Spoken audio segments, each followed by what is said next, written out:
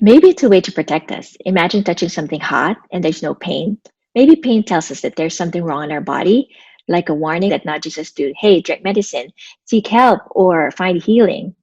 Or maybe pain can also be a teacher. I remember watching Oprah, she said, turn your wounds into wisdom. Maybe after going through pain, we learn something that will make us wiser or maybe make us a better person. Today, I invited a pain specialist. I hope you can stick around till the end. Hi, welcome, Dr. Gina Nadella. All right, Dr. Gina Nadella graduated from the University of the East Ramon Magsaysay Medical Memorial Center. She also has advanced training in TCM and acupuncture therapy in Mebo Institute of Traditional Chinese Medicine. She's currently taking up her PhD in clinical psychology in the Ateneo de Manila University. And also, not to mention, she has a bachelor's degree in physical education in University of the Philippines. So, Doctora Nadella is a very good friend of our family. She will talk about pain, help us understand what pain is all about, and give us some tips on what we can do or manage pain. Hey. Hello, everybody. Hello, Audrey. It's nice to see you, and thank you for Hi. inviting me to your forum. So, if Thank you. we could begin, no, to give an outline for you, Audrey, and for your viewers. We are just going to have a very short introduction to pain, so we'll be on the same page when we start our question and answer portion. So let's begin. Let's talk about pain. That's the title of this talk. So it's Okay. given by me, and that's a kilometric long name. Never mind. Audie calls me Tita Ginge. That's fine. So look at the following conditions and see what they have in common. A rose thorn prick, migraine, which is a very severe type of headache, body pain from the top of your head to the bottoms of your feet, whiplash, which is a neck injury that you suffer from when you are involved in a car accident, heartache when things don't go well in relationships, grief when you lose someone or something, phobias when for some irrational or inexplicable circumstance you don't understand why you have this intense fear of something, and anxiety, which gives you this kind of worry which you can't seem to shake. So what do the following have in common? Let's see. What is common to all is that they're all unpleasant. You will suffer some kind of discomfort, maybe for a short period, sometimes for a longer period. And sometimes it can lead to a kind of disorder, physical, mental, or psychological. And you have a certain level of distress, so it's difficult to function sometimes. And there is suffering, so there will be changes in your daily routines, maybe. Either you're hyper or hypoactive. And definitely all of them, in some way or another, will have pain. It's painful. However, if you look at the list again, they're not all physical. Grief doesn't show anything physical. They're not all medical. So that means doctors, medical doctors cannot give you a pill to manage the situation. So they're not all treatable. And not all are avoidable. That you can avoid a pinprick maybe from a rose, maybe an accident, but not all the time. And then some, if you have pain, let's say from grieving, from whiplash, after a certain period of time, then it will probably resolve. But some types of pain, one just has to live with. This is what people say. Okay? So these are the types of things that pain management consultants are faced with. So what is pain? The medical dictionary doesn't really give us much to go on, but I have a working definition of pain, which I go to when I assess my patient. So pain is experiential, meaning no matter what kind of laboratory test I give you, I cannot actually record it. You have to tell me because it's your experience if you're my pain patient. You cannot share it, meaning even if I'm an empath, I cannot really feel your pain. You have to tell me about it. It changes over time. If it's an acute condition, then after a few days, you're fine, but some can take years. And it can be indirectly measured in clinics, but you have to use maybe a pain score, 0 to 10. and then descriptions using adjectives, and then how it started, how it progresses, and where you are now. So basically, that's it. So the challenge in pain management, so after you look at all the types of pain you have experienced in your life, we have no tests. So as pain management specialists, we go to the patient as a source. We have a 30-page questionnaire. We do a very thorough interview, clinical history, and we go as far back, sometimes years, to see where the pain really comes from. And then we have to decide whether we're just going to cut the pain, give you pills, or going to manage it, because some types of pain will not respond to medication. And then we also have to diagnose correctly, really, what is your pain situation like. We have to look at where the pain is coming from against what you think it is based on what you're feeling, because sometimes they're not the same. Okay? And then there are times that pain management specialists have to allow certain types of pain so that you don't do more damage to yourself. And then we also have to process pain. For example, it's long gone, but you still have the residual effects of the experience. And then that is where we decide how to alleviate the pain. So there are different types of therapy or modes of therapy available to us. So when you speak of pain, whether it be body pain, psychological pain, emotional pain, or even spiritual type of pain, your physician journeys with you as the patient. So basically, that's it now. Miss Audrey, I will turn it over to you for the question and answer portion. There. All right. Thank you for that beautiful introduction. So you mentioned earlier, Tita, it can be physical, emotional, even spiritual. So my first question is, what are the common cases or kinds of pain that you mostly encounter? A large percentage of my patients come in with upper body and back pain. Okay, and then the next would be headaches. Those are the most common. What are the sources of those back pains, neck pains, normally because of strenuous activities? But is there another reason probably why we get these pain, physical pain? I'm glad you mentioned that I'm a phys ed major because some of my patients don't like that I make an observation regarding their level of fitness. Because it is true that sometimes we have certain pain conditions because our body is not fit. So if a patient is not properly conditioned, you can have body pains and you can't even figure out where it came from. I just did this, but is your body conditioned for it? So that's one. The second one is if you overexert the body, whether it be physical or psychological. For example, if you're not really used to pulling a 36-hour shift or a 72-hour shift so you lack sleep, your body is more prone to pain conditions, and most of the time you feel it in your shoulders, the back of your neck. And then the third would be when you are not able to properly manage stress, because stress is natural when you're still alive. Only people who are not alive have no stress. So don't say, I don't want stress, but it cannot be too much and it cannot be too little. So you have to have optimum stress that you can manage properly so that you don't suffer any type of pain or injury. During the pandemic, we're encountering a lot of stressors. Now it can affect our physical, emotional. So how can we address that kind of pain?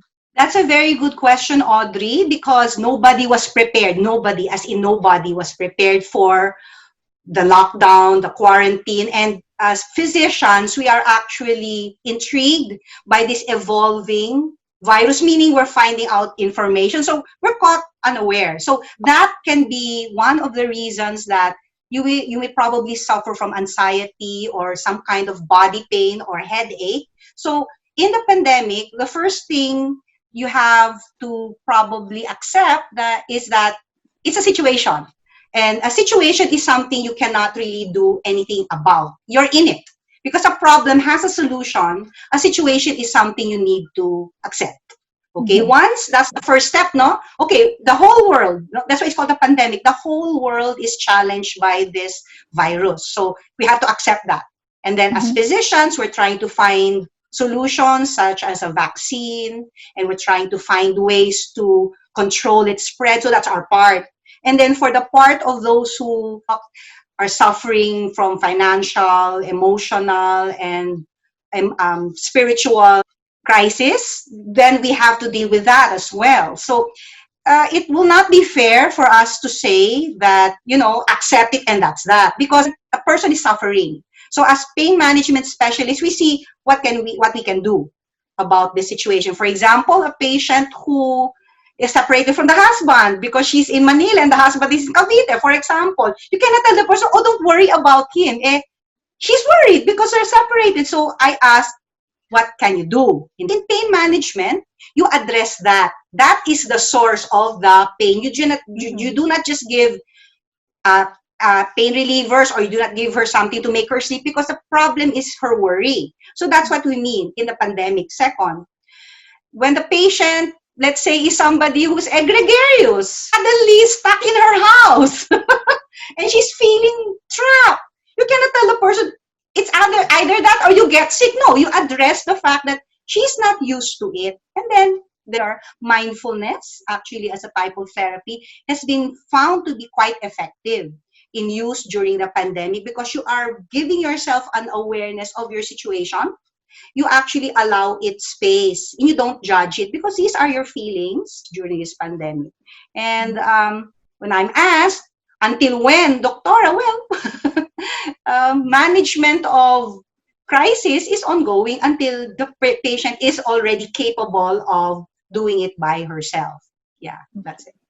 We are in different situations. So iba-iba. Like some are married, some are single at home, alone at home, some are with kids. So iba-iba yung situation. So is there a difference on how the threshold of the how we take pain? Okay. When you say pain threshold, this is the intensity of the pain that a person can tolerate. Is there a difference between a young person and an older person in addressing pain in this kind of situation? Sometimes we think that young people are very resilient, no? And older people are more rigid. In my practice, it doesn't seem to hang too much on age, but more on personality. Because we have patients referred to us as early as 8 years old for stress. Because the patient is not, yes, as early as 8. And then we have people in their 90s who, just ride things. It's more of personality, I think, Audrey. Resilience. It's more of being able to adjust to a situation. Okay, Tita, like in our situation now, the pandemic is really not easy. What if you're going through a broken relationship, and how do we cope? Okay.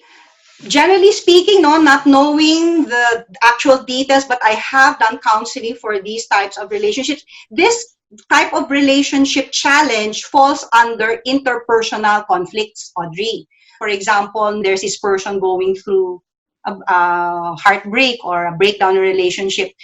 Even just by listening, to this person's narrative, no judging, it actually does help already.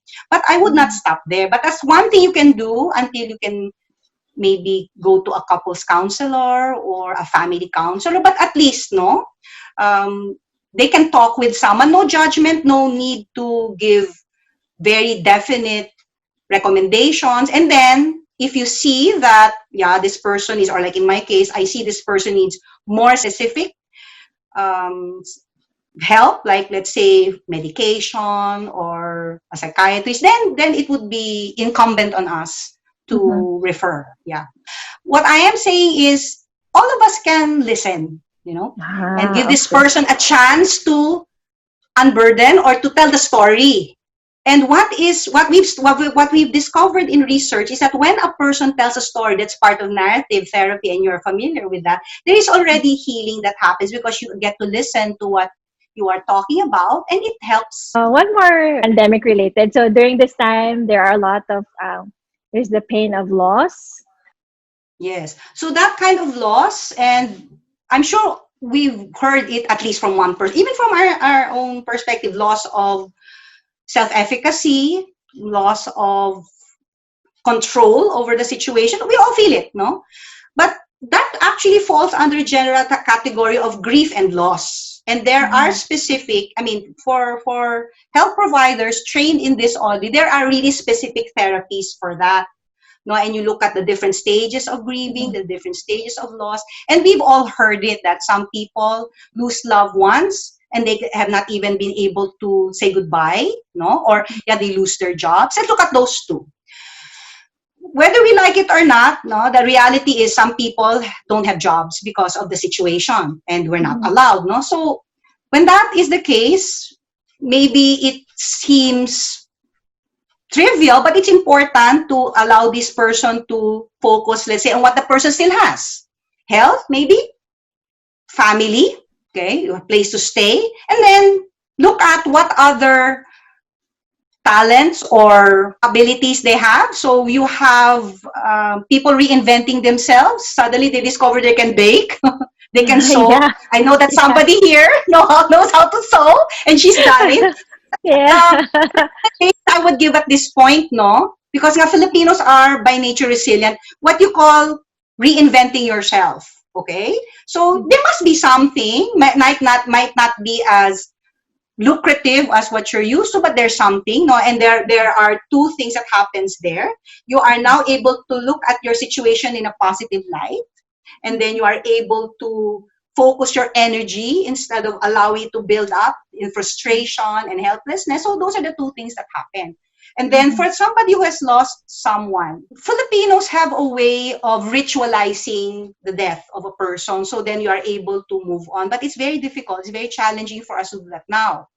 So what we can do is, what I've suggested to one family is that they come together like we do, no, Audrey, maybe online. For example, you're not in the same place, and then post pictures of this loved one they cannot see, and then write letters to this person, maybe a favorite song, a favorite movie. So this person is still kept within the memory. It's a different kind of ritualizing, yeah. And then later on, you can ritualize by finally saying goodbye, but still there, and then you can still practice 40 days and the 1 year, but it might not be the same way because there are restrictions, but it still can be done. It's just looking at it in a different way, but it needs to be addressed. You cannot ask people to postpone their grieving or their sense of loss. So Okay. So allow yourself to go through mourning and grieving.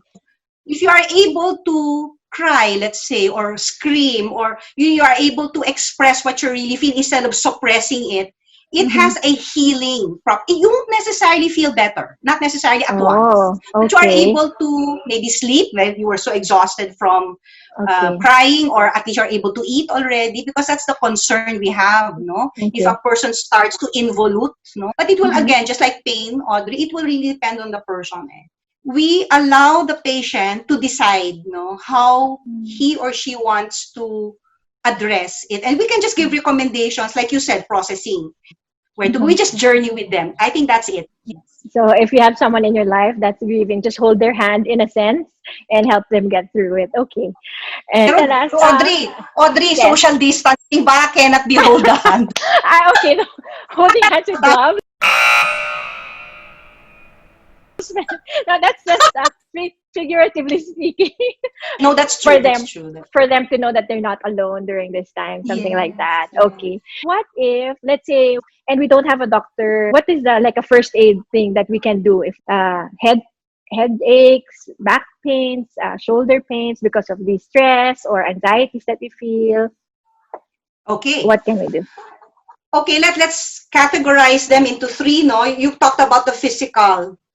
Normally, if it's not really that complicated, it's not that dangerous, let's say muscle pain, we're talking about upper body pain.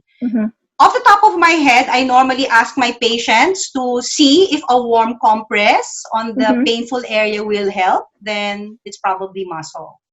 And then if it's vein or a vessel, normally a cold compress will help. No, that's first aid. No, but I wouldn't recommend that if it goes on for a longer period that you just do that. No, it would be better to probably consult. It might be something more serious. But if it goes away after using either a warm or a cold compress, then yeah, you can do that as the first one.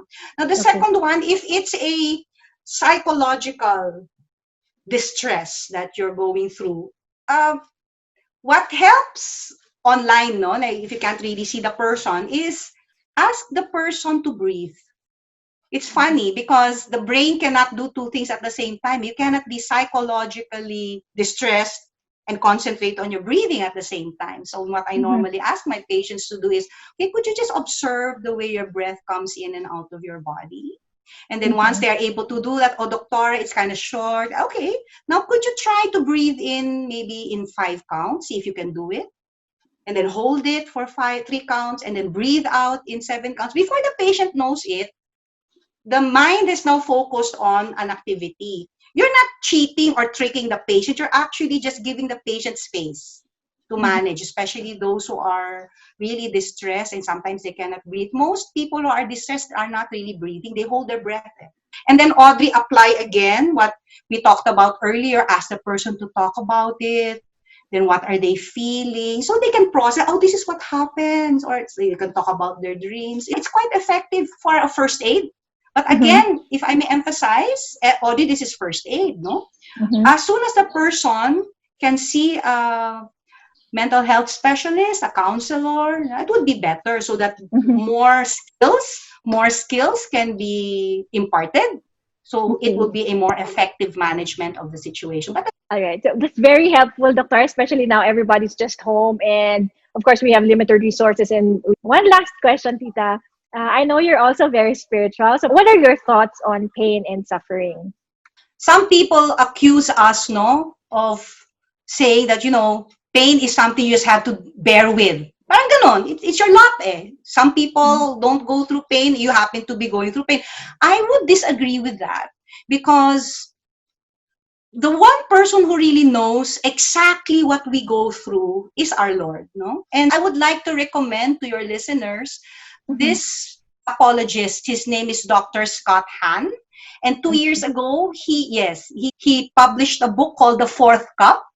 And Mm-hmm. it's so timely, Audie, for the pandemic, no? And the whole book is inspirational. It shows you that pain is, yes, accepted, okay, but it also has to be elevated. So this is what he says, and allow me just to read a very, very short excerpt from Yes, the please. book. So if you look at the passion, death, and resurrection of our Lord, it's not just an historical event. In fact, Scott Hahn says it is transformed into love. And he says, and I quote, Mm-hmm. love turns our Lord's suffering into an offering at the Last Supper, and that love is the Eucharist. It was the Eucharist that transformed Calvary into a sacrifice rather than merely an execution. So our pain and suffering is now united with what the Lord has gone through. So it is elevated and it can be transformed and it can be offered. So we can accept our own situation and put it there and elevate it on the altar of love. Basically, that's what helps me anyway. Okay, just a final note, final advice that you can give us about pain in general. Okay. Um, Only people who are living in the cemetery have no pain. Honestly, that's honesty.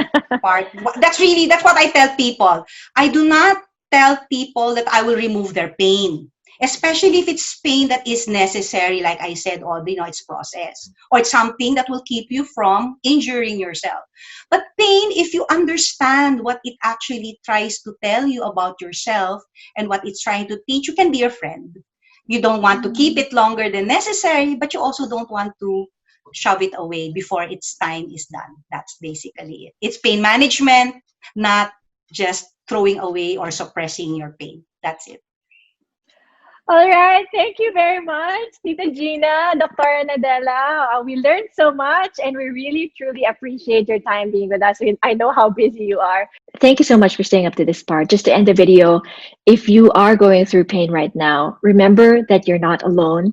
You can reach out to God because He promised that He will heal the brokenhearted and bind up their wounds. In life, there may be pain, but there is also hope.